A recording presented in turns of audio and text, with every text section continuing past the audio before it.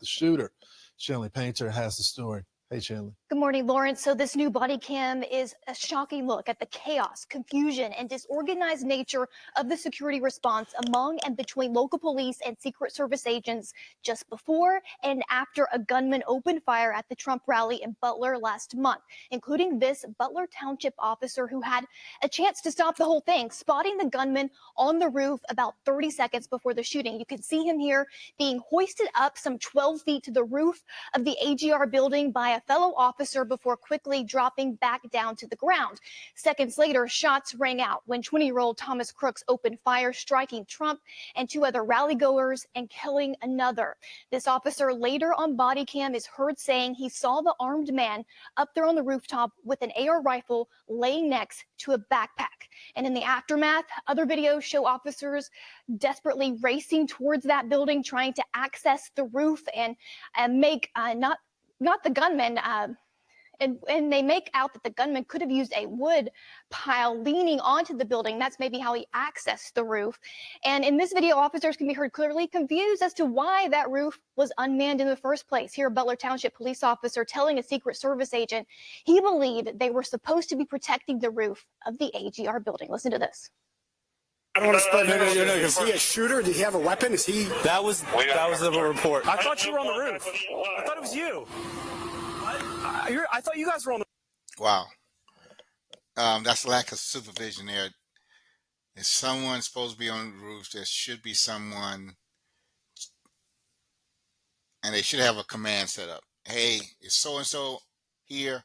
If they need lunch break, they need to go to the bathroom. You always have someone there to take care of it. It's amazing. On the roof. Yep. Why were we not on the roof? Because there's football from us. You need to go somewhere over in the west coast. Why weren't we? I'd say this is a up. Sorry, not sure which gas company. Somebody up. And even further, more video shows one local officer livid as he keeps repeating on video that he told the Secret Service to secure that building days before, but they didn't listen to him, Lawrence. It's unbelievable. I think when the officer said that it was an F-up, I think that's the officer that got it right. Chandler, thanks so much. Let's bring in Tim Clemente, former FBI special agent who's living in Montana, and he's going to the Trump rally tonight. So when you have local officers saying, look, we told the Secret Service to get on top of the roof, and then you got Secret Service days after the shooting blaming the locals, what do you make of all of this nonsense? Well, Lawrence, if the local police were responsible for the security of this protectee, you might be able to point the finger at them, but they weren't. The responsibility lies completely and totally with the Secret Service. The shift leader is responsible for the immediate personnel right around the protectee, in this case, Donald Trump. And then there's other layers and perimeter layers that are built in by the Secret Service that involve local, state, and other federal authorities.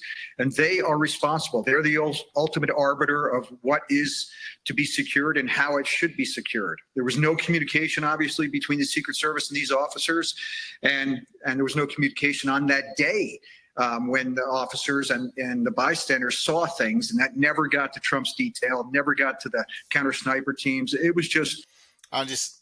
Of note, when he saw the guy and he dropped down, he ran far away.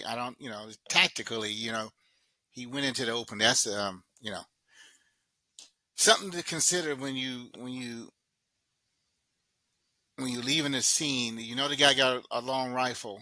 Where are you going? Cover to cover, but that's just a little hindsight.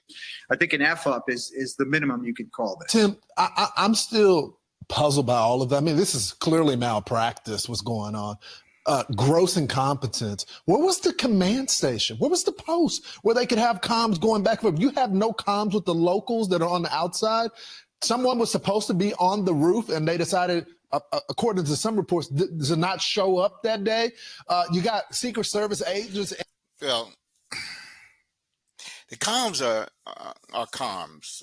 You don't always have them on our comms. But the thing is,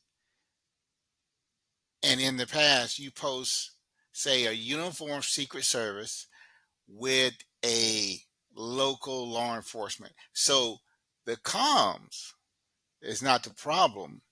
when you pair them up, but they didn't bring enough. They didn't bring enough